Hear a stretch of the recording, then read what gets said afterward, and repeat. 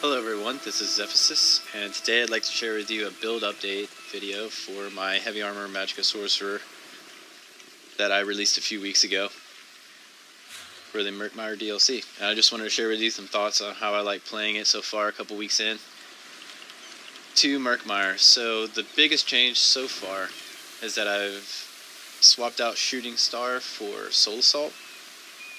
I never thought I would swap out Shooting Star for anything, especially after that super long Mages Guild skill line grind.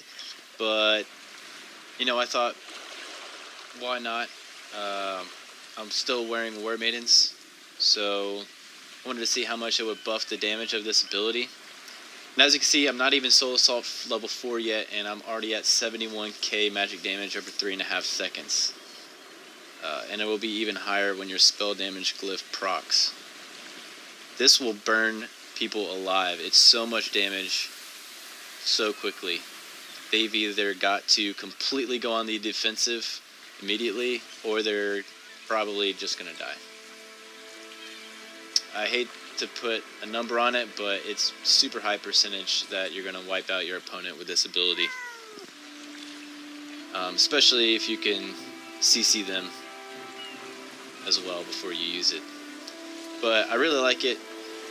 I want to keep using it for now, and I may switch back to Shooting Star situationally. It just depends, I guess. But so far, I like that change. And that's really the only change on the skills.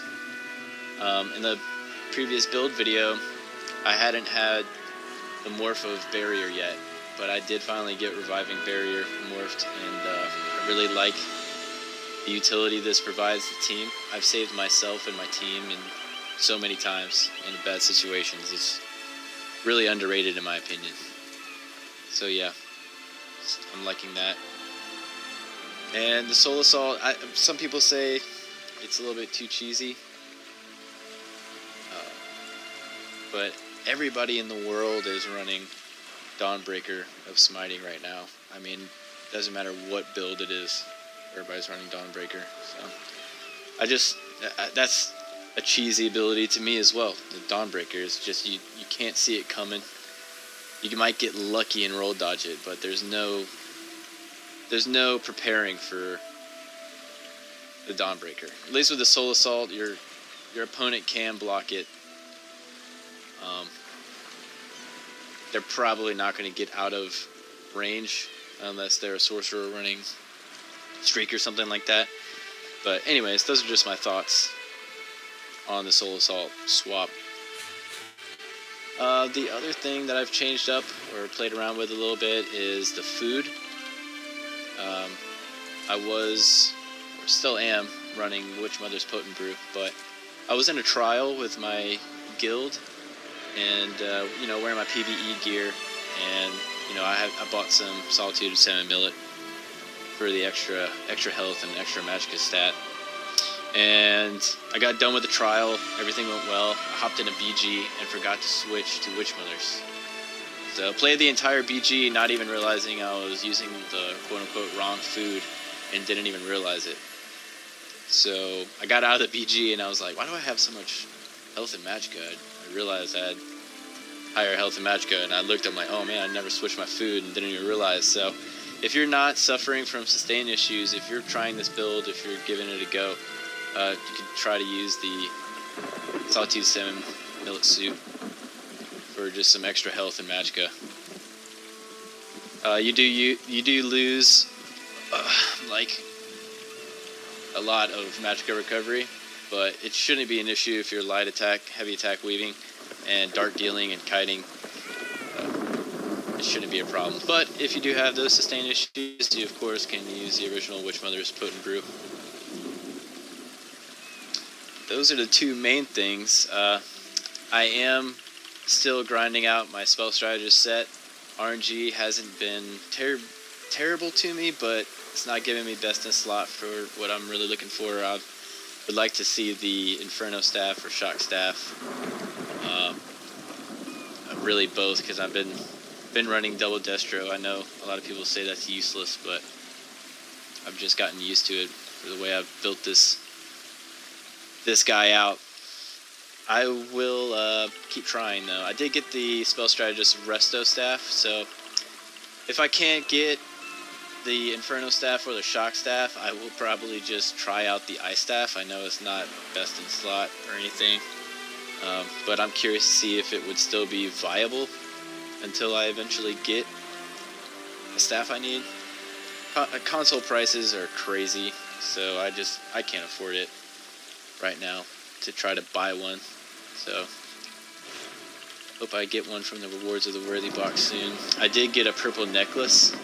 I was pretty psyched about that, and I did get a blue ring. So if I can get another ring, even if it's blue, I'll have the jewelry, and I could go ahead and try out the Ice staff, Resto staff setup. Maybe play around with the skills a little bit and see how it feels. Maybe become an Ice Mage for a moment there. But who knows? All down to RNG. Still running Slime Crawl and Rattle Cage. Love these sets. I did play around with Zons. I like Zons. It does a lot of damage, especially if you can get a beam proc and soul assault your target. They're gonna die. I mean, unless they're a healer themselves and they're good, and they have like another healer that's really good. I mean, it's an insane amount of damage. If you're gonna run Zons, you just got to get used to the close proximity in which you need to be. I mean, 8 meters isn't a crazy distance. It's kind of just like a middle ground between where you really want to be on a Magicka Sorcerer, between your target.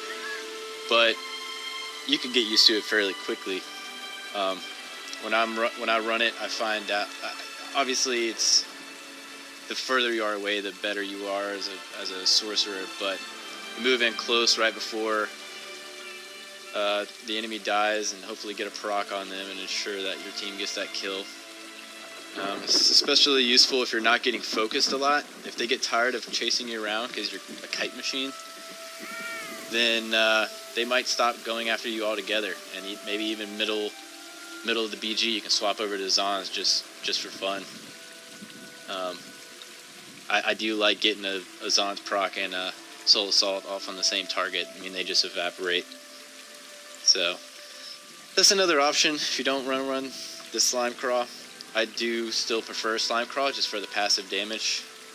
Don't have to think about it. It's very simple. It's great in my opinion. But Zons is definitely viable.